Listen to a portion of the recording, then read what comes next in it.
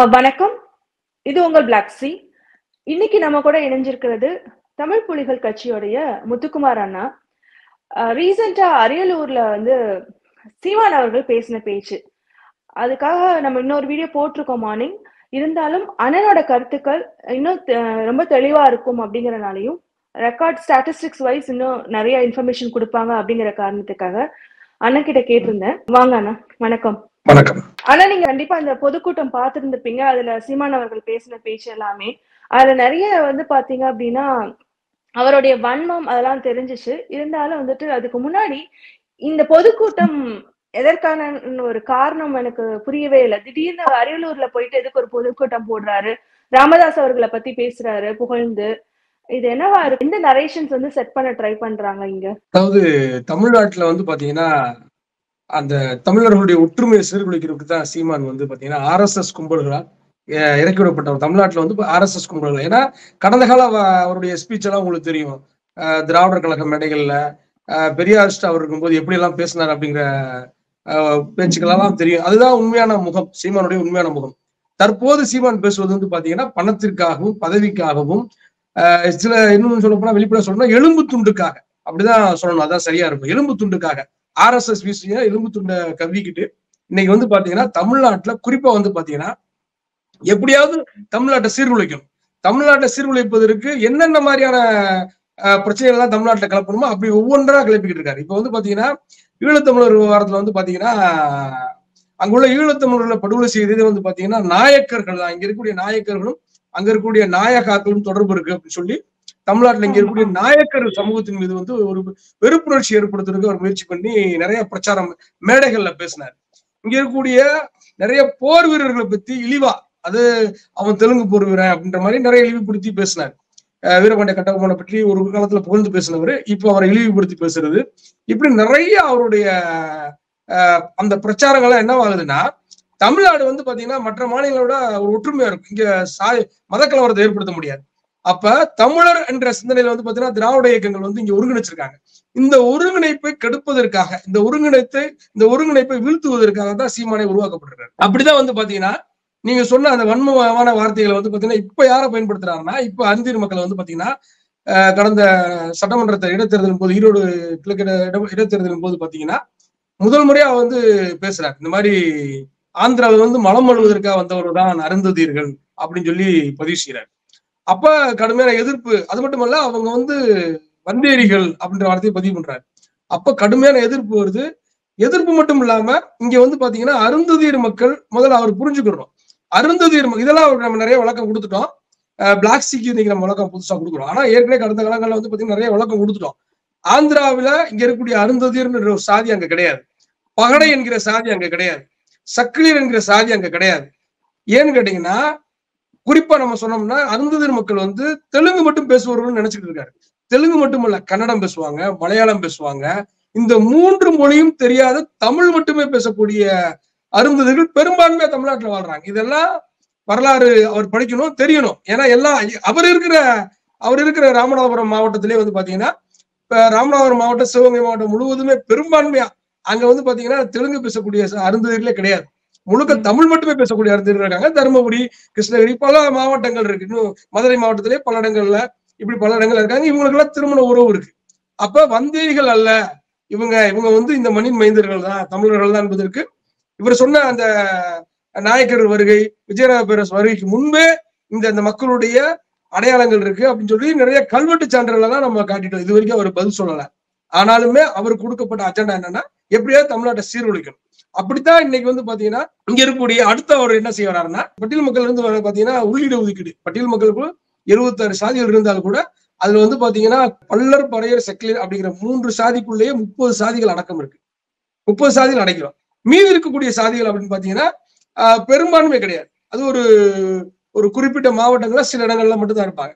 அப்ப அவங்களுக்கும் இடஒதுக்கீடு போய் சேரன்றது நமக்கு மாற்று கருத்து இல்லை. அதே சமயத்துல அருந்ததீர்கள் மிகவும் பின்தங்கி இருக்கிறாங்க. பல்லர் பறையர்களை விட மிகவும் பின்தங்கி இருக்காங்கன்னா 2008க்கு முன்பு வந்து பாத்தீங்கன்னா இந்த மக்கள் பொறியியல் கல்லூரியிலும் சரி, மருத்துவ கல்லூரியிலும் சரி இடமே பெற முடியாத சூழல்ல இருந்துச்சு. இதெல்லாம் ஜனார்த்தன் கமிட்டியில குறிப்பிடப்பட்டிருக்கு. கலைஞர் அவர்கள் நியமித்த அந்த ஜனார்த்தன் கமிட்டியில இதெல்லாம் குறிப்பிடப்பட்டிருக்கு. எப்படி குறிப்பிடப்பட்டிருக்குன்னா இந்த மக்களுடைய எண்ணிக்கை கல்வியிலையும் சரி பொருளாதாரம் சரி இவங்க வந்து ரொம்ப பின்தங்கி இருக்காங்க, அரசு பணியிலுமே பின்தங்கி இருக்காங்க. இன்னும் சொல்ல போனா 32 ஐஏஎஸ் இருந்திருக்காங்க. அந்த 2008க்கு முன்னாடி 32 ஐஏஎஸ் தலித் ஐஏஎஸ் இருந்திருக்காங்க. அதுல ஒரே ஒரு ஐஏஎஸ் தான் அருந்ததியர். மீதி எல்லாம் மற்ற அந்த பட்டியல் பிரிவினை சேர்ந்தவங்க தான் இருக்காங்கன்றதெல்லாம் ஜனார்தன் கமிட்டில குறிப்பிட்டிருப்பான். அவர் ஐயா குறிப்பிட்டிருக்கிறார். அது மட்டும் இல்ல, நீதிபதிகள் யாரும் இல்ல, உயர் பதவிகள் எதுலையுமே வந்து பாத்தீங்கன்னா அருந்ததியர் மக்கள் இல்லை அப்படிங்கிறத மிக தெளிவா குறிப்பிட்டதற்கு பிறகுதான், ஜனார்தன் கமிட்டி குறிப்பிட்ட பிறகுதான் கலைஞர் அவர்கள் வந்து பாத்தீங்கன்னா இந்த இடஒதுக்கீடை வழங்குறாரு. 2009 2010 வந்து பாத்தீங்கன்னா 56 மாணவர்கள் தான் போறாங்க மருத்துவத்துறைக்கு. இது வந்து டேட்டாவே இருக்கு. பொறியியல்ல வந்து பாத்தீங்கன்னா 1125 மாணவர்கள் போறாங்க. இதெல்லாம் 2000 உள்ளிடஒதுக்கீடு வழங்கப்பட்டதற்கு பின்பு. ஆனா இது வழங்கி ஓரளவுக்கு இப்பதான் அந்த மக்கள் வந்து குறைந்தபட்சம் அந்த உள்ள நுழைகிறாங்க. இப்படி இருக்கிற பட்சத்துல வந்து பாத்தீங்கன்னா இவருக்குதான் அஜெண்டா கொடுக்கப்பட்டிருக்குல்ல, தமிழ்நாட்டை சீர்குலைக்கிறதுக்கு சீமானுக்கு ஒரு அஜெண்டா கொடுக்கப்பட்டிருக்குல்ல. அப்ப ஒவ்வொன்றுல அவர் கை வைக்கிறார். இப்ப என்ன சொல்ல வர்றாருன்னா, எப்படி ஆதிக்குடிகளான பல்லர் பறையருடைய இடஒதுக்கீட்டை நீ எப்படி வந்து அருந்ததிற்கு வழங்கலாம் அப்படிங்கிறார்.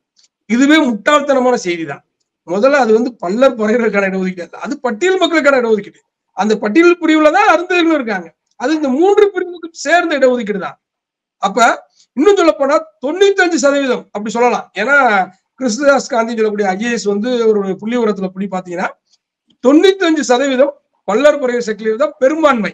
இந்த 76% 5% தான் மற்ற பிரிவினர்கள். அப்ப குறைவான எண்ணிக்கை தான். அப்படி இருக்கும்போது இப்ப இந்த மக்களுக்கு வழங்கப்பட்டது 3% தான். இதுவே குறைவானதுன்றதுதான் அறிந்திருக்கக்கூடிய கருத்து. ஒரு பக்கம் இருக்கட்டும். அப்ப இப்ப எப்படி சீமான் தூண்டி விடுறாருன்னா, இப்ப வந்து பாத்தீங்கன்னா ஒரு கால்பர் பண்ணுவாங்க ஒரு பல்கலைக்கழகங்கள்ல. சில இடங்கள்ல வந்து பாத்தீங்கன்னா அறிஞருக்கு எத்தனை, எஸ்சிகளுக்கு எத்தனை அப்படின்னு, எஸ்சிஏ அறிஞருக்கு எத்தனை, எஸ்சிகளுக்கு எத்தனை ஒரு கால்பர் பண்ணுவாங்க. அப்படி கால்பர் பண்றது வந்து பாத்தீங்கன்னா கால்பர் பண்றதுல 1-2 கூடுதல் வர்றதை வந்து கையில எடுத்துக்கிட்டு அதை பொய்யா இங்க அறிவிக்க மக்கள் மத்தியில காட்டுறாரு. சக்கிலி அருந்ததியர்களுக்கு தான் 10 இடம், பல்லருக்கும் பறையருக்கும் வெறும் சைவர் முட்டை தான் கிடைக்குது அப்படின்னு. மெட்ராஸ் ஆஃப் யூனிவர்சிட்டில வந்து 92 வேகன்சி இருந்ததாகவும் அதுல வந்து 20-22 இது வந்து எஸ்சிஏக்கு போயிருக்கு. ஆனா பாத்தீங்க எஸ்சிக்கு வந்து சைவர் அப்படிங்கிற மாதிரியும் மதுரை காமராஜ் யூனிவர்சிட்டி நிறைய யூனிவர்சிட்டிஸ் எடுத்து வச்சு பணியிடங்களுக்கு சொல்றாரு. அது எல்லாமே ஃபேக்ட் தான். அதை நம்ம ஆதாரப்பூர்வமா நிரூபிக்க முடியும். ஏன்னு கேட்டீங்கன்னா மதுரை காமராஜ் யூனிவர்சிட்டிலேயே வந்து பாத்தீங்கன்னா பேராசிரியர் பணியிடங்கள் வந்து அருந்ததியருக்கு தான் நிரப்பப்படணும்.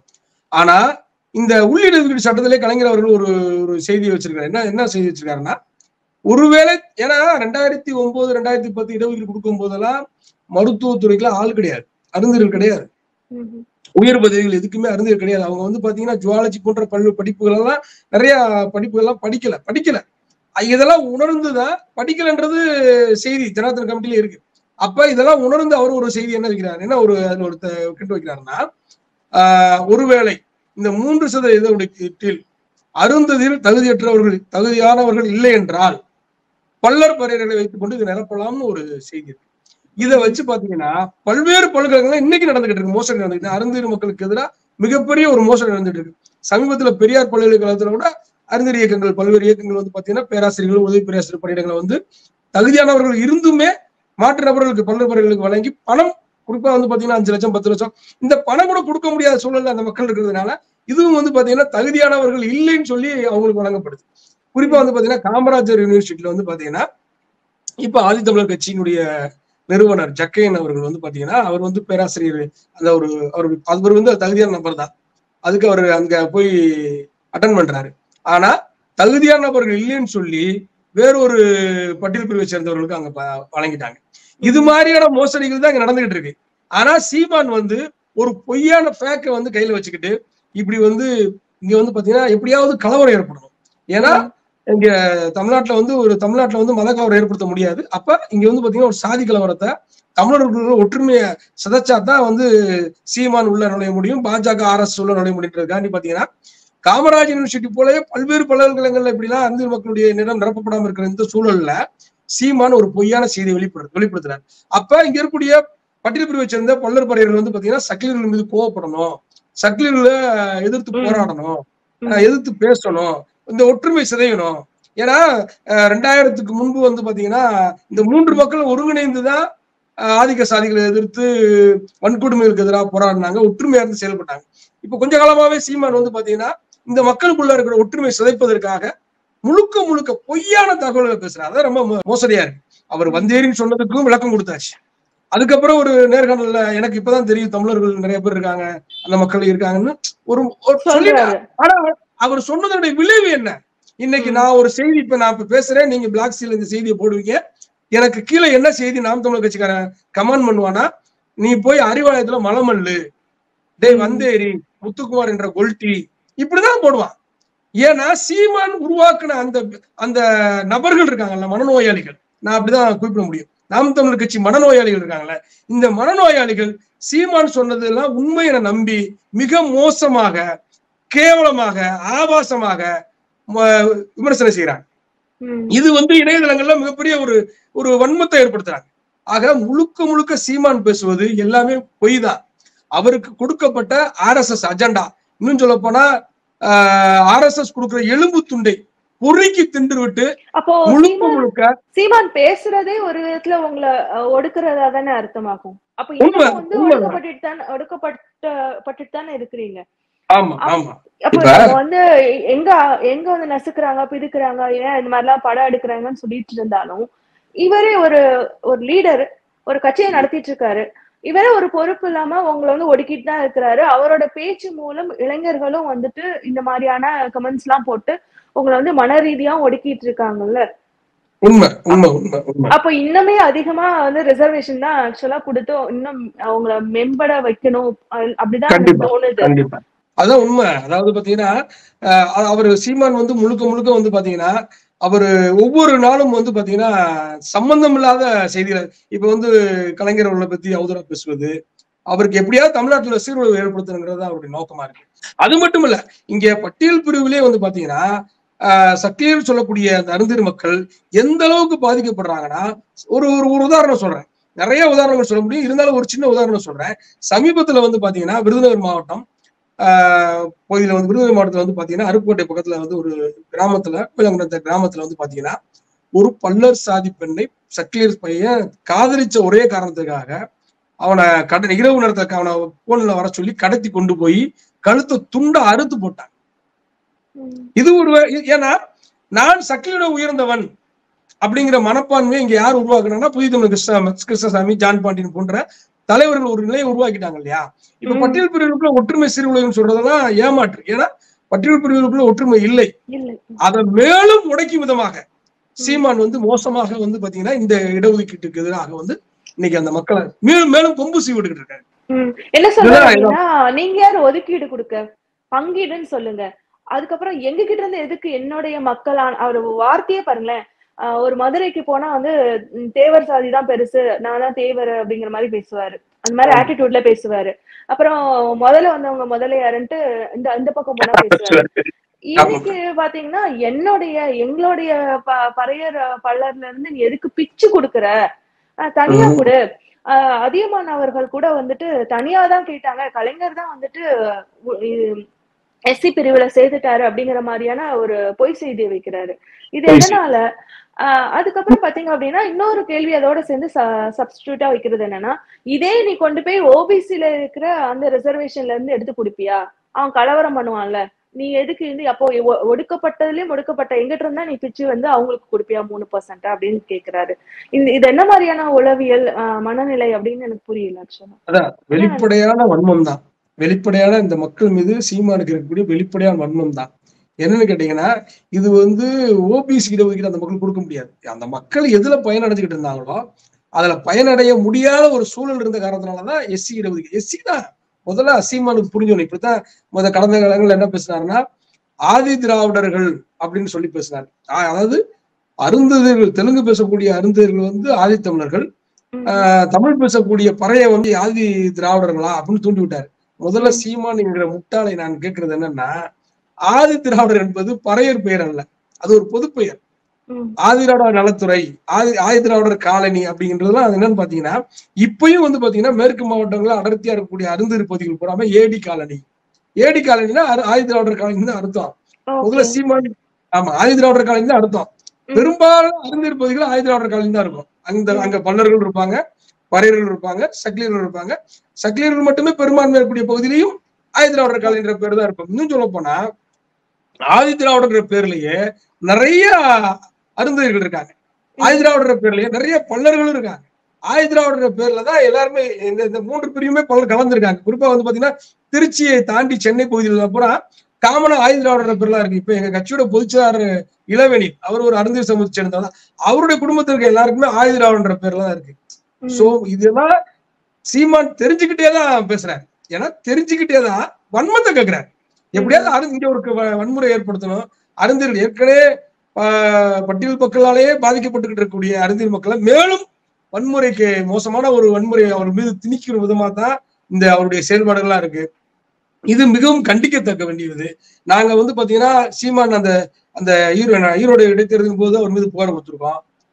தொடர்ந்து சீமானுடைய அந்த அவதூறுகள், பொய்யான அவதூறுகள். இப்ப கூட பாத்தீங்கன்னா நீங்க குறிப்பிட்டது போல ஆதித்தமிழர் பேரவை அதிகமானவர்கள் வந்து பாத்தீங்கன்னா தனி இடஒதுக்கீடு கேட்டாருன்னு ஒரு பொய்யான தகவல். அப்படி எந்த காலத்திலையும் தனி இடஒதுக்கீடு யாருமே கேட்கல. அது அதிகமானவர்களே இதுக்கு பதில் சொல்லியிருக்காரு. தனி இடஒதுக்கீடு கேட்க முடியாது. ஒருவேளை அருந்ததியர் உள்ளிட கொடுத்ததனால் பறையர்களோ பல்லர்களோ பாதிக்கப்படுகிறார்கள் என்று சொன்னால் பாதிப்பு எந்த வகையிலும் இல்லை, கூடுதலா தான் பயன்பெறுவார்கள். ஏன்னா இவர்களுக்கு வழங்கப்பட்டது வெறும் 3 தான், கூடுதலா தான் பயன்படுவாங்க. நம்ம என்ன கேட்கிறோம்னா கேட்டகரைசேஷன் பிரிச்சு கொடுக்கலாம், அவனுக்கு தப்பு கிடையாது. ஏன்னா பல்லபுரிய சக்கிலியர் மட்டுமே பயன்படக்கூடாது. தொம்பர்னு ஒரு சாதி இருக்கு, குதிரை வண்ணர் ஒரு சாதி இருக்கு. இது மாதிரி சின்ன சின்ன பிரிவுகள்லாம் இருக்கு. அவங்கெல்லாம் பல கிராமங்கள்ல சக்கிலியர்களுக்காக பேசுவதற்கு இயக்கங்கள் தொடங்கி வந்துருச்சு. ஆனா குதிரை வண்ணார் என்கிற சமூகத்துக்கு பேசுவதற்கு இயக்கங்கள் கூட பெரிய அளவுல இல்ல. பேசக்கூடிய அவங்கெல்லாம் எந்த விதமான இடஒதுக்கீடும் பயன்படாம இருக்காங்க. அப்ப கேட்டகரைசேஷன் பண்ணி பிரிச்சு தனித்தனியா கொடுக்கறது கூட நல்லதுதான். குதிரை வண்ணார் எவ்வளவு இருக்காங்களோ அவங்களுக்கு கொடுக்குறது, பல்லர் சமூகம் எவ்வளவு மக்கள் இருக்காங்களோ அவங்களுக்கு தனியான இடஒதுக்கீடு. அந்த தனியான இடஒதுக்கீடுனா அந்த 18ல பிரிச்சு கொடுக்கறது தான். எப்படி 1% பழங்குடிகளுக்கு பிரிச்சு கொடுத்தாங்களோ அது மாதிரி குறவர்களும் எஸ்சி பட்டியல சில குறவர்கள் இருக்காங்க, அவங்களுக்குமே பிரிச்சு கொடுக்கணும். ஏன்னா அவங்க எல்லாம் பயன்பட முடியாம இருக்காங்க. இப்ப சக்கிலியர்கள் அமைப்பு தொடர்ச்சியாக எதிர்ப்பு குரல் கொடுத்து 2008 கிட்டத்தட்ட ஒரு 40 ஆண்டுகளா அவங்க போராடிட்டு இருக்காங்க. அப்படி போராடியதுக்கு பிறகு கிடைச்ச 2009 பிறகு கிடைச்ச இந்த இடஒதுக்கீட்டு இப்ப பயனடைகிறாங்க. இன்னும் சொல்ல போனா கேட்டகரைசேஷன் பண்ணி கொடுக்கிற பட்சத்துல இப்ப பட்டியல் பிரிவு இருக்கக்கூடிய குதிரை வண்ணார் உள்ளிட்ட பல சாதிகளும் பயன்பெறுவார்கள். இன்னும் சொல்ல போனா நியாயமா பேசுறதா இருந்தா சீமான் போன்றவர்கள் சீமானிட்ட நியாயத்தை எதிர்பார்க்க முடியாது. ஏன்னா அவர் வந்து நியாயத்துக்கான அரசியல் அவர் பண்ண வரல. தமிழ்நாட்டை வன்முறை களமாக மாற்றணும், தமிழ்நாட்டை சீர்குலைக்கணும் அப்படிங்கிறதுக்காக இருக்காங்க. எம்பிசிலே இருக்கக்கூடிய வண்ணார் சமூகம் ஒண்ணு இருக்காங்க, அவங்க கிட்டத்தட்ட பட்டியல் சமூகத்தை மாதிரிதான். ஆனா அவங்க எம்பிசி பட்டியல இருக்காங்க. அவங்க எல்லாம் பாத்தீங்கன்னா எம்பிசில போட்டி போட முடியாம இருக்காங்க. அதை விட நாவிதர்கள் சொல்லக்கூடிய முடிவெட்டக்கூடிய சமூகம் இருக்காங்க, அவங்களும் எம்பிசில அருந்ததியர்கள் போலவே பயன்பட முடியாம இருக்காங்க. அப்ப இடஒதுக்கீட்டை கேட்டகரைசேஷன் பண்ணி அந்தந்த சாதியுடைய மக்கள் தொகை, குறிப்பா மக்கள் தொகை, சாதி வாரி மக்கள் தொகை கணக்கெடுப்படுத்து எந்தெந்த சமூகம் எவ்வளவு இருக்காங்களோ அந்த அளவுக்கான இடஒதுக்கீட்டை அவர்களுக்கு கொடுப்பதுதான் சரியான சமூக நீதியா இருக்கும். அதை பத்தி பேசுவதுதான். அதையும் பேசிருக்காரு. என்ன சொல்றாரு அப்படின்னா, ஸ்டேட் கவர்மெண்ட் எடுக்கணும், நீங்க சும்மா வந்துட்டு யூனியன் தான் எடுக்கணும்னு சொல்லிட்டு குதிரை சவாரி பண்ணிட்டு இருக்கீங்க, அவனை எடுக்க சொல்லு அவனும் எடுக்க சொல்லு, யாரை ஏமாத்திட்டு இருக்கீங்க, உங்களால ஒரு 69% ரிசர்வேஷனை வந்து சட்ட பாதுகாப்பு கொடுக்க முடிஞ்சிருச்சுன்னா இதையும் நீங்க செய்யலாம்ல. இதை செய்ய முடியல அப்படின்னா வந்துட்டு காவேரி நீரை வாங்கிடுவேன், நீட்டை எதிர்த்துவேன்னு பேசுறது அப்ப எப்படி பண்ணுவீங்க அப்படிங்கிற மாதிரியான கேள்வி எல்லாம் வந்து கேட்டுட்டு இருந்தாரு. தமிழ்நாடு அரசு சாதிவாரி கணக்கெடுப்பு நடத்தலாம், தவறு இல்லை. அதுல நம்மளும் சொல்ல அந்த கோரிக்கை வைக்கிறோம். சாதிவாரி கணக்கெடுப்பு நடத்தப்படுன்றது சரியானதுதான். ஆனா சென்சஸ் ஆக்ட் 1948 படி அது வந்து ஸ்டேட் கவர்மெண்ட்டுக்கு கிடையாது அந்த மாதிரியான எபிலிட்டி அப்படிங்கிற மாதிரி. இல்ல, உண்மைதான். பீகார்ல இப்ப சமீபத்துல பீகார்ல எடுத்தாங்க. அது நீதிமன்றத்துல தடை இருந்தால் கூட, நீதிமன்றம் வந்து அதை நிறுத்தி வச்சிருந்தா கூட நம்ம தமிழ்நாடு அரசு அதுக்கான முயற்சி எடுக்கலாம். இன்னும் சொல்ல போனா தமிழக முதல்வர் வந்து ஒன்றிய அரசுக்கு ஒரு அழுத்தம் கொடுத்துட்டு தான் இருக்காரு. ஏன்னா ஒன்றிய அரசு எடுக்கும் போது இன்னும் கொஞ்சம் தெளிவா இருக்கும் அப்படிங்கிறது. தெளிவா இருக்குன்றத விட ஒன்றிய அரசு இடங்கள்லயும் நமக்கு இடஒதுக்கீடு தேவைப்படுது இல்ல, அதனால ஒன்றிய அரசு எடுப்பது தமிழ்நாடு அதை அப்சர்வ் பண்ணிக்குவாங்க. ஏன்னா தமிழ்நாட்டு அதிகாரிகள் தான் அதை பண்ண போறாங்க. அதனால சீமான் சொல்றது வந்து சீமான் சொல்ற நோக்கம் வேற. சீமான் வந்து தமிழ்நாடு அரசை குறை சொல்வதற்காகவே பேசுறாரு. இப்ப வந்து நீங்க சொன்ன மாதிரி ராமதாஸ் வட மாவட்டங்களுக்கு போனா ராமதாஸ் உயர்த்தி பேசுவது, ராமதாஸ் பாஜகவுடைய ஆதரவாளராக இருக்காரு. ஆனா ராமதாஸை எந்த காலத்திலையும் சீமான் எதிர்க்க மாட்டாரு. ஒரு பக்கம் திருமாவளவன் எங்க அண்ணனுக்குறாரு, ராமதாஸ் எங்க ஐயான்னு சொல்லிக்குவாரு. ஆனா ராமதாஸுடைய ஸ்டாண்ட் என்ன அப்படிங்கறதெல்லாம் இங்க பாக்கணும். ஆனா சீமான் வந்து பாத்தீங்கன்னா, சீமானுக்கு வந்து பாத்தீங்கன்னா பாஜகவுல இருந்தா கூட பொன் ராதாகிருஷ்ணன் எங்க அண்ணன்வாரு, பாஜக இருந்தா கூட தமிழிசை எங்க அக்கான்னுவாரு.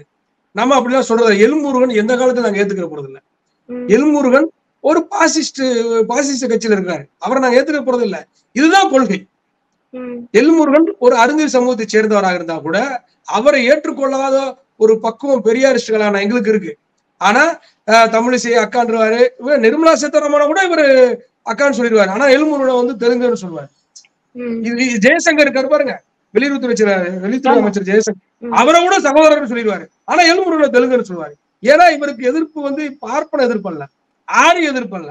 இங்க இருக்கக்கூடிய சகோதரர்கள் தெலுங்கு பேசுவதா தெலுங்கர்களா இருக்கட்டும், கன்னடர்களா இருக்கட்டும், மலையாளிகளா இருக்கட்டும், இவங்க யாரு?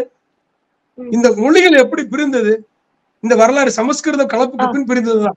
இந்த வரலாறு எல்லாம் சீமானுக்கு தெரியும். அதான் நான் முன்னாடியே சொன்னதுதான். முழுக்க முழுக்க தமிழ்நாட்டை வீழ்த்துவதற்காக தமிழருடைய துரோகியாக இருக்கக்கூடிய சீமானை தமிழ்நாட்டு மக்கள் உண்மையிலே இப்ப சொல்றோம், செருப்பை கலட்டி அடிக்கக்கூடிய சூழலை நாம் உருவாக்க வேண்டும். அது உங்களை போன்ற ஊடகங்கள், மெயின் ஸ்ட்ரீம் மீடியாக்கள், அம்பேத்கரிஸ்டுகள், பெரியாரிஸ்டுகள், மார்க்சிஸ்டுகள், சீமான் போன்ற கோமாளிகளை தமிழ்நாட்டை சீர்குலைக்க நினைக்கப்பவர்களை நாம் வந்து தமிழ்நாட்டு மக்கள் நாம் அம்பலப்படுத்தவில்லை என்று சொன்னால் தமிழ்நாட்டையும் மிக மோசமான ஒரு சூழலுக்கு சீமானுடைய பின்னணியில் இருக்கக்கூடிய மனநோயாளிகள், நான் அவங்களை தொண்டர்கள் சொல்ல மாட்டேன், ஏன்னா சீமான் மனநோயாளிகள் தான் உருவாக்கி வச்சிருக்காரு, தொண்டர்கள் உருவாக்கல.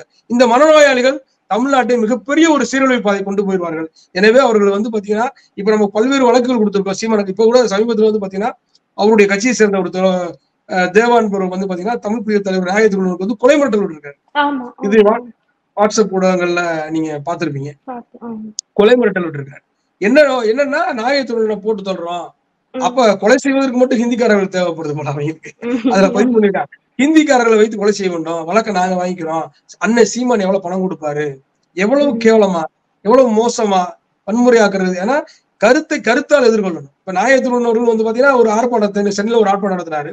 அந்த ஆர்ப்பாட்டத்துல சீமான் ஒரு மலையாளி, உண்மைதான் மலையாளி தான், அதுல செம்மங்காட்டுல தான் அவருடைய உறவினர்களா இருக்காங்கன்றது இப்போ வரைக்கும் அது மறுக்க முடியாது, அதை நம்ம இப்ப நிரூபிக்க முடியும். அது மட்டும் இல்ல, சீமானுடைய துணைவியார் அவங்க தெலுங்கு மொழி பேசக்கூடியவங்க தான். ஆனா இவர் பேசுவது தூய தமிழ் தேசியம் அப்படின்னு சொல்லி இவர் பேசிக்கிட்டு இருக்காரு. தன்னுடைய மகனை வந்து பாத்தீங்கன்னா இப்ப அடுத்த கட்ட அரசியலுக்கு இறக்கிட்டு இருக்காரு. அப்ப இங்க அருந்ததியர்களை, இங்க இருக்கக்கூடிய நாயக்கர் சமூகத்தை எவ்வளவு இழிவா பேசுறாரு. தன்னுடைய மகன் யார்? இவர் வந்து ஒரு மலையாளி, இவர் துணைவியார் வந்து ஒரு தெலுங்கு சமூகத்தை சேர்ந்து, இருவருக்கும் பிறந்த மாவீரன் பிரபாகரன் என்ன சாதியா இருப்பாரு, அவர் என்ன மொழிக்காரா இருப்பாரு, அவர் தான் சொல்லணும். இப்படி எல்லாம் எங்க தலைவர் அம்பலப்படுத்தின காரணத்தினால திருவள்ளுவனை வந்து எப்படியா போட்டு தொழணும் அப்படிங்கிற மாதிரியான ஒரு சூழல்ல வந்து பாத்தீங்கன்னா இன்னைக்கு வாட்ஸ்அப்ல உரையாடி இருக்காங்க. மிக கேவலமா கருத்தால் எதிர்கொள்ளாம இப்படி ஒரு படுகொலை திட்டத்தை தீட்டி இருக்கக்கூடிய சீமான் போன்றவர்கள் தமிழ்நாட்டில் நடமாட விடக்கூடாது. இதை வந்து உங்களை போன்றவர்களும் சரி, நம்ம ஏற்கனவே குறிப்பிட்டது போது எல்லா இயக்கங்களும் தமிழ்நாட்டுல குறிப்பா இந்த சீமானை வந்து அம்பலப்படுத்தினாதான் சரியான தமிழ்நாட்டை சரியா வழிநடத்த முடியும். திராவிட இயக்கங்கள் ஒரு உயர்வான நிலைக்கு தமிழ்நாட்டை கொண்டு வந்திருக்காங்க. அதை மீண்டும் பீகார் போல ஊபி போல மாற்றுவதற்கான முயற்சியை தான் சீமான் செஞ்சுட்டு இருக்காரு என்பதை நாம் மக்களுக்கு தெரியப்படுத்துவது நம்முடைய கடமை. இப்போ அவர் ஒரு ஈகோயிஸ்ட் நம்மளால புரிஞ்சுக்க முடியும். ஏதாவது ஒரு விஷயத்த மேடையில சொல்லிட்டாருன்னா நம்ம பெரியாரிஸ்ட் வந்து அது எதிர்ப்பு தெரிவிச்சாலோ இல்ல அது தப்பான டேட்டா அப்படிலாம் சொன்னாலோ திரும்ப திரும்ப தான் சொன்னது சரிதான் அப்படின்னு ப்ரூவ் பண்றதுக்கு எங்கெல்லாம் வந்து அவருக்கு மைக் கிடைக்குதோ அங்கெல்லாம் போயிட்டு திரும்ப திரும்ப அந்த டாபிக் பேச வேண்டிய அவசியமே இல்லாதாலும் பேசிட்டு இருப்பாரு. அந்த அளவுக்கு ஒரு ஈகோயிஸ்ட்னு தெரியும். ஆனா ஒரு கொலை மிரட்டல் விடுற அளவுக்கு இல்ல அதுக்காக பிளான் பண்ற அளவுக்கு அவர்கிட்ட என்ன பிரச்சனை அப்படி என்ன? அதாவது அவர் வந்து பாத்தீங்கன்னா RSS உடைய பயிற்சியாளரா, RSS பயிற்சி கொடுக்குற நபரா மாறிட்டாரு. கடந்த காலங்களில் அவரோட நெருக்கமா இருக்கக்கூடிய அமீரே அதை பதிவு பண்ணியிருக்காரு. நாம் தமிழர் கட்சியினுடைய அலுவலகத்துக்கு போனா இப்பெல்லாம் RSS காரருடைய முகங்கள் தெரியுதுன்னு அமீர் பதிவு செஞ்சிருக்காரு. இப்ப வந்து பாத்தீங்கன்னா கர்நாடகாவில் இருக்கக்கூடிய கௌரி லங்கேஷ், கல்புர்கி, மகாராஷ்டிராவில் இருக்கக்கூடிய தபில்கர் போன்றவர்களெல்லாம் யார் படுகொலை செஞ்சாங்கன்னா RSS கும்பல் தான் படுகொலை செஞ்சு. ஏன் படுகொலை செஞ்சாங்கன்னா இந்துத்துவத்துக்கு எதிராக, RSS சித்தாந்தங்களுக்கு எதிராக இங்க வந்து பாத்தீங்கன்னா பல கல்வெட்டு சான்றுகளோட வந்து பாத்தீங்கன்னா அந்த மக்களை அவங்க புரிய வச்சாங்க. லிங்காயத்துக்கள் இந்துக்கள் அல்ல அப்படின்ற மாதிரியான செய்திகள் கல்புர்கி, கௌரி லங்கேஷ் போன்றவர்கள் பல்வேறு கட்டுரைகள் மூலமா, கவிதை மூலமா அவங்க வந்து வெளிப்படுத்துறாங்க. அதே மாதிரி வந்து பாத்தீங்கன்னா தபேல்கர் வந்து பாத்தீங்கன்னா இவங்க வந்து சிவாஜியை வந்து ஒரு இந்து மன்னனா காட்ட முயற்சி பண்ணாங்க, இந்து பேரரசனை காட்ட முயற்சி பண்ணாங்க. அதெல்லாம் தவிடுபடியாக்கும் விதமாக அவர் தபேல்கர் வந்து பல்வேறு ஆவணங்கள் எடுத்து வெளியிடுறாரு. அப்ப சின்ன சின்ன இயக்கங்கள் அந்த சனாதன் சன்ஸ்தா, ராம் சேனை, அனுமன் சேனை, இந்த மாதிரியான சின்ன சின்ன இயக்கங்கள் மூலமா தான் இந்த தலைவர்கள் எல்லாம் படுகொலை செஞ்சாங்க. கௌரி லங்கேஷா இருக்கட்டும், கல்புர்கி. அப்ப இவர்கள் சீமானுக்கு பயிற்சி கொடுத்தா சீமானும் ஒரு சனாதன் சன்ஸ்தா தான், சீமானும் ஒரு ராம் சேனா தான், சீமானும் ஒரு அனுமன் சேனா தான், நாம் தமிழர் என்பதும் ஒரு அனுமன் சேனா தான், அதுவும் ஒரு இந்துத்துவ அமைப்பு தான். ஏன்னா வீரத்தமிழர் முன்னணி வச்சு இந்து மதத்தை பாதுகாத்துட்டு இருக்காரு. இவர் வந்து பாத்தீங்கன்னா முழுக்க முழுக்க இவர் வந்து சைமன், இவங்க அப்பா செபஸ்டின். இவர் எப்ப இந்து மதத்துக்கு மாறினாரு, என்னைக்கு மாறினார், மாறினதுக்கான ஆதாரம் என்ன, என்ன ஆவணம் இருக்கு? திடீர்னு இந்து மத கோயிலுக்கு போறாரு. இந்து மத கோயில்ல வந்து என்னை பார்த்தா பிராமணர்கள்லாம் உடனே தமிழ் அர்ச்சனை பண்ணுவாங்கன்னு பொய் சொல்றாரு. ஆனா திருச்செந்தூர் கோயில்ல சமஸ்கிருதத்துல அர்ச்சனை பண்ணார். இவர் வீடு திறப்புலாம் சமஸ்கிருதத்துல மந்திரம் ஓதப்பட்டது. பசுமாடு உள்ள போச்சு, மந்திரமே சமஸ்கிருதத்துல ஓடப்படுது. இப்படி நிறைய சொல்ல முடியும். முழுக்க முழுக்க சீமான் சனாதன் சன்ஸ்தா இந்த RSS போன்ற இயக்கங்களால் வளர்த்தெடுக்கப்படுவதால் சீமான் உடன் இருக்கக்கூடிய மனநோயாளிகள் தான் நாகை திருவள்ளுவனை கொலை செய்யக்கூடிய அளவுக்கான ஒரு நிலைக்கு போறாங்க. ஆக அமீர் சொன்னதையும் நாகை திருவள்ளுவனை படுகொலை செய்வதற்கு இவர்கள் திட்டமிடுவதையும் நாம் ஒப்பிட்டு பார்க்கும்போது RSS அடியாள் படைதான். தமிழ்நாட்டுல பணம் கொடுத்தா கூலிக்கு வேலை செய்யக்கூடிய ரவுடிகளை போல RSS கொடுக்கிற பணத்தை பெற்றுக்கொண்டு தமிழ்நாட்டை, குறிப்பா நாகை திருவள்ளுவன் போன்றவர்களை, அது திருமாவளவனாக இருக்கட்டும், இந்துத்துவத்துக்கு எதிராக யாரெல்லாம் பேசுறோம், நாளைக்கு அவர்கள் இந்த படுகொலை லிஸ்ட்ல சேர்க்க வாய்ப்பு இருக்கு. ஏன்னா அவர்களை அம்பலப்படுத்துபவர்கள் யாரா இருந்தாலும் அவர்கள் வந்து இருக்கக்கூடாது, அவர்களை திருத்து கட்டணும். ஏன்னா RSS கடந்த கால இந்தியா முழுவதும் உள்ள வரலாறு அதுதான். இப்ப தமிழ்நாட்டுக்குள்ள வந்து RSS கார படுகொலை செஞ்சா ஏற்கனவே அம்பலப்பட்டு போன RSS மீண்டும் அம்பலப்படுத்திடுவோம். தமிழர், தமிழ் தேசியம் அப்படின்ற பேர்ல படுகொலை செஞ்சா அது வேறு விதமா இருக்கும். அப்ப யாரை வைத்து படுகொலை செய்ய வேண்டும் என்பதை RSS கும்பல் திட்டமிடுகிறார்கள். சீமானுடைய மனநோயாளிகள் தொண்டர்கள், அந்த மனநோயாளி தொண்டர்களும் சேர்ந்து இது போன்ற திட்டங்களை எடுக்கிறார்கள். இவர்களை நாம் கவனமாக, ஏதோ அருந்ததிற்கு எதிராக பேசுகிறார்கள், ஏதோ பெரியாருக்கு எதிராக பேசுறாங்கன்னு சொல்லி அப்படிலாம் விட்டுறக்கூடாது. ஒட்டுமொத்த தமிழர்களுக்கு எதிராக, ஒட்டுமொத்த தமிழகத்துக்கு எதிராக பேசக்கூடிய நபர் தான். இன்னும் சொல்ல போனா இவர் பிரபாகரனை தலைவராக ஏற்றுக்கொண்டதை சொல்லிட்டு பிரபாகரனை ஒரு சமையல்காரராக மாற்றிய போக்கு, பிரபாகரனை இழிவுபடுத்திய போக்கு யாருக்கு இருக்குன்னா சீமானுக்கு தான் இருக்கு. கூர்ந்து கவனித்தால் சீமான் ஒரு RSS, சீமான் ஒரு மோடி. ஏன்னா ஏற்கனவே அவரே பல முறை மேடையில ஒரு சில இடங்களில் சொல்லியிருக்காரு, எக்கனாமிக்ல என்னை பிக்கப் பண்றோம்னு மோடி சொன்னாரு அப்படின்னு ஒரு ஊடகங்களை போதையில சொல்லிட்டு உளறிட்டார், குடி போதையில உளறினார். இதெல்லாம் அவர் பேசுறதுதான், எதையுமே நானாக இட்டுக்கட்டு பேசல. அவர் கடந்த காலங்கள்ல அவர் உரையாற்றிய அந்த செய்தியை தான் இங்க சொல்றேன். எக்கனாமிக்ல என்னை பிக்கப் பண்றேன்னு சொன்னாரு மோடி, சொன்னாரு பிஜேபி சொன்னாங்க, ஏன் எங்களே எதிர்க்கிறாரு, அவர் வர சொல்லுங்க பேசுவோம் அப்படின்னு சொல்லி சொன்னாருன்னு சீமானே ஒரு நேர்காணல சொல்லியிருக்காரு. அதனால இதுல வந்து பாத்தீங்கன்னா கடந்த காலங்கள கிருஷ்ணனை பொறிக்குன்னு சொன்னவர் இன்னைக்கு மாயோன்னு சொல்ல ஆரம்பிச்சிட்டாரு. முருகனுக்கு எதிராகவும் பேசுறாரு, இன்னைக்கு முப்பாட்டன்னு சொல்றாரு. முப்பாட்டன் முருகன் சொல்லிட்டு எனக்கான முருகன் கருப்பா இருப்பாரு, எனக்கான முருகன் சேவல் வச்சிருப்பாரு சொல்லிட்டு அவர் வீட்டுக்குள்ள கொழு கொழுன்னு ஊனல் போட்ட முருகனை வச்சிருக்காரு. அப்ப சீமான் யார் என்பதை புதிதாக மனநோயாளியாக இருக்கக்கூடிய நாம் தமிழர் தொண்டர்களையும் சொல்றேன், சீமான் யார் என்பதை கூர்ந்து கவனிங்கள். சீமான் ஒரு RSS ஏஜென்ட், சீமான் RSS கைக்கூலி, சீமான் RSS செல்ல பிராணி, நாய், அப்படிதான் சொல்ல முடியும். செல்ல பிராணி தான், அதுல மாற்று கருத்தே இல்ல. சீமான் ஒரு செல்ல பிராணி என்பதை புரிந்து கொண்டு தமிழ்நாட்டு மக்கள் சீமானை தமிழ்நாட்டை விட்டு துரத்த வேண்டும் என்பதை இந்த நேரத்தில் எச்சரிக்கையோடு. நீங்க இப்படி சொல்றீங்க, ஆனா அவர் பேசிட்டு இருக்காரு, அங்க எதிர்க்க உட்கார்ந்து இருக்கவங்க வந்து அதை அக்செப்ட் பண்ற மாதிரி ஆறாவாரம் தானே பண்றாங்க. அங்க இருக்கிறது பொதுமக்கள் கூட்டமா இல்லைன்னா இவர் கூட்டி வச்ச தம்பிங்களா? நான் தான் சுருக்கமா உங்கள்கிட்ட சொல்றேன், மனநோயாளி. அவங்க வந்து மனநோயாளி. உதாரணத்துக்கு சொல்லணும்னா இந்த வார்த்தைக்கெல்லாம் வெக்கப்படணும். அதாவது எப்படின்னா, விஜயலட்சுமி மாதிரி ஒரு பெண்ணை கூட்டு வந்து என்னை இழிவுபடுத்த பார்த்தாங்க, அந்த விஷயத்துக்கு வெளியே தெரிஞ்சதுக்கு அப்புறம் எனக்கு பெண் ஃபாலோவர்ஸ் கூட்டிட்டாங்க, தம்பி இடுமன் கார்த்தி பஸ் ஸ்டாப்ல கடான்றாரு, வாழ்த்து கடான்றாரு. இதுக்கு என்ன நோக்கம்? நீயும் பல பெண்களோட ஃபாலோவர்ஸ் அதிகப்படுத்துறவங்களுக்கு அதிகமாக போறாங்கடான்றாரு. எவ்வளவு கேவலமான மனநிலை! இதுக்கு கை தட்டினாங்க, இதுக்கு கை தட்டினா சுத்தி ஏத்தாப்பு இருக்க கை தட்டினா, இதுக்கு கை தட்டினா. அப்ப என்ன ஒரு பெண்களை பத்தி எவ்வளவு இழிவா வந்து பொதுமடையில பேசுறாரு. இல்ல அது மட்டும் இல்ல, நீங்க கவனிச்சீங்களான்னு தெரியல, இன்னொரு இதுல வந்து இப்ப கொல்கத்தா டாக்டருக்கு இதுக்காக வந்து ஆர்ப்பாட்டம் நடத்தினாங்க இல்லையா, அப்ப வந்து ஒரு பெண் அவங்களுடைய நிர்வாகி வந்து எனக்கும் மைக் கொடுங்க நானும் பேசணும்னு சொல்லி கேக்குறாங்க. ஆல்ரெடி நிறைய பேர் பேசிட்டாங்க. அதுக்கு இவர் என்ன சொல்றாரு அப்படின்னா, நேரம் இல்ல. ஆனா இதே மாதிரி இவனுங்க பண்ணுவாங்க. அப்ப நம்ம ஆர்ப்பாட்டம் பண்ணும்போது நீ பேசுங்கிறாங்க. இப்போ நீ பண்ணக்கூடாதுன்னு தானே வந்து ஆர்ப்பாட்டம் பண்ற. அதுதான் அப்ப அதுதான் இதே மாதிரி பண்ணுவாங்கன்னா அப்ப நீ எதிர்பார்க்கிறியா? இல்ல என்ன இதுதான் இதுதான் இதுதான் இதுதான் மதிக்கிற இதுதான் நீ பெண்கள? முழுக்க முழுக்க பெண்கள் மீது பெண்களை பத்தி அவருடைய இன்னும் ஒரு உதாரணம் சொன்னா தரணி ரமேஷ் சொல்லக்கூடிய சீமானோட மிக நெருங்கிய நண்பர். நெருங்கிய நண்பர் தான். அவர் ஒரு பதிவு செய்திருந்தாரு. என்ன பதிவு செய்ய வந்தாருன்னா, ஆஹ் சீமான் உதவி இயக்குனரா இருக்கும்போது மிக கஷ்டப்பட்டிருக்காரு. அப்படி கஷ்டப்பட்ட காலங்கள்ல வந்து பாத்தீங்கன்னா சுடுகாட்டுல தான் படுத்து உறங்கியிருக்காங்க. அப்ப ஜெயமஞ்சி ஜெயமாலா பழைய நடிகைகளுடைய கல்லறைகள்ல போய் படுப்பாங்களாம். அப்படி படுக்கும்போது வேகமா ஓடி போய் படுப்பாங்க. அந்த ஜெயமாலா உள்ளிட்ட அந்த நடிகைகளுடைய கல்லறைகள்ல ரொம்ப வேகமா படுப்பாரு. அப்ப என்ன அப்படி வேகமா போய் படுக்கிற? இல்லப்பா அந்த கல்லறையில படுத்து அவங்களோடய தூங்குற மாதிரி எனக்கு ஒரு ஃபீலிங் இருக்கும்னு சொல்லி பேசுன ஒரு கேவலமான நபர் தான். அப்படி ஒரு கேவலமான நபர் தான். ஒரு போதை பொருளா ஃபிகர் ஆமா ஆமா. அப்ப எவ்வளவு ஒரு இறந்து போனா ஒரு பிணம் கூட கிடையாது, சிமெண்ட் அது. அந்த சிமெண்ட்ல கூட அந்த மாதிரியான ஒரு எண்ணத்தை ஏற்படுத்துறாருன்னா பாத்துக்க. இன்னும் சொல்ல போனா கயல்வெளி இவரை விட கேவலமான ஒரு குடும்பங்க. கயல்வெளி என்ன சொல்றாங்கன்னா, ஊடகங்கள்ல பத்திரிகையாளருக்கு முன்னாடி ஒரு வழக்கு ஆஜரானார்ல, விஜயலட்சுமி அவருடைய வழக்குல ஆஜராகும் போது என்ன பேசுறாருன்னா,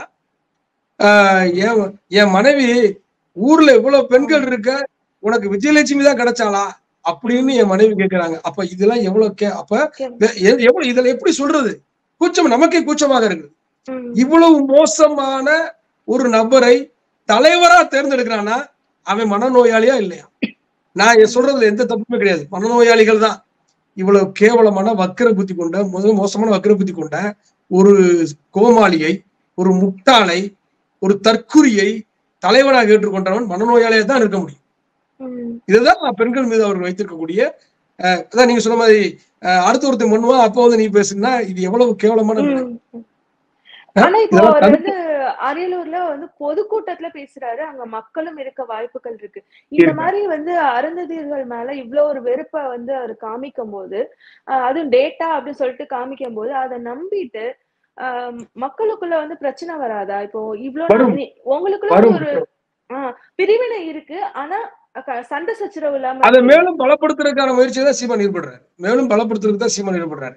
அதான் சொல்றோம்ல, அவரு இன்னொன்னு தெரிஞ்சுக்கணும், மக்களை முட்டாளா நினைக்கிறாருன்னு நினைக்கிறேன் நான். என்னன்னா பட்டியல் சாதியில இருக்கக்கூடிய 18% இடஒதுக்கீடு தான் பிரிச்சு கொடுத்துருக்காங்க. அவர் என்ன சொல்றாருன்னா, நீ வேற எங்க இருந்து எடுத்து கொடுக்க வேண்டியதானன்றாரு. அப்ப வேற எங்க இருந்து எப்படி எடுத்து கொடுக்க முடியும்? அது அந்த மக்களுக்கான இடஒதுக்கீடுல இருந்து எடுத்து கொடுக்க முடியும். அப்ப வேற இருந்து எடுத்து கொடுக்கணும்னா வேற மக்களை வந்து தூண்டி விடுறாரு. எல்லாரையும் வந்து பாத்தீங்கன்னா அங்க இருக்கக்கூடிய அறிஞர் மக்களுக்கு எதிராக சீமான் தூண்டி விடுறாரு.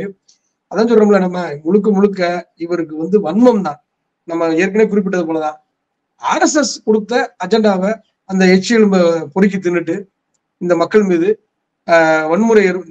ஒரு வன்முறை தாக்குதல் நடத்த வேண்டும் என்பதற்காக திட்டமிட்டு தமிழ்நாட்டை இது மூலம் ஒரு கலவரம் ஏற்படணும், பாஜகவும் நாம் தமிழர் கட்சியும் வரணும்ன்றதுதான் அவருடைய நோக்கம். சரி, நான் இவ்வளவு நேரம் நீங்க உங்களோட நேரத்தை ஒதுக்கி ரொம்ப அழகாவும் தெளிவான டேட்டாவோடையும் சொன்னீங்க.